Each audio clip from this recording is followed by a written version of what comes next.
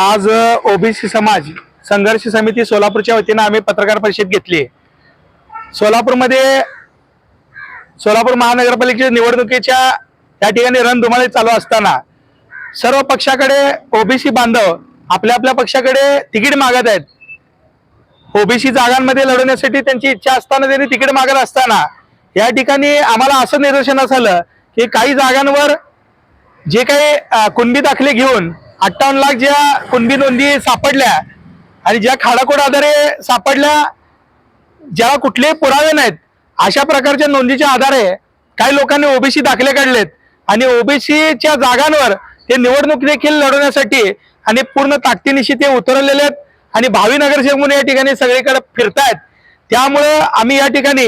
ओबीसीवर मूळ ओबीसीवर जे काय मूळ ओबीसींच्या तेली असेल, साळे असेल, घिसाडी समाज असेल, कोष्टी समाज असेल, या ठिकाणी असणारा धनगर समाज असेल, या सर्व समाजावर अन्याय होऊ नये यासाठी आम्ही या ठिकाणची पत्रकार परिषद घेतली आहे आणि जे काही ओबीसींची जागा आहे त्या ठिकाणी ओबीसीच मूळ ओबीसींची उमेदवारी द्यावी अशी विनंती करण्यासाठी आणि प्रत्येक राजकीय पक्षांना या ठिकाणी आम्ही विनंती करण्यासाठी आजची पत्रकार परिषद घेतली आहे। जर समजा या ठिकाणी तरी देखील आमचे बाबा ओबीसीवर जर अन्याय होत असेल तर आम्ही येणाऱ्या काळामध्ये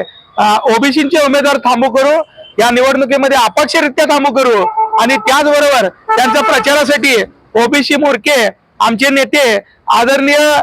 लक्ष्मणजी हाके साहेब यांना देखील आणण्यासाठी आम्ही सर्व ओबीसी बांधव या ठिकाणी प्रयत्न करू आणि ज्या पद्धतीमध्ये बारामतीमध्ये काळूराम चौधरींच्या मुलीचा जसा विजय झाला त्याच पद्धतीनं आम्ही देखील या ठिकाणी जास्तीत जास्त ओबीसी बांधव या येणाऱ्या महानगरपालिकेमध्ये निवडून आणण्यासाठी प्रयत्न करू अशी आम्ही या ठिकाणी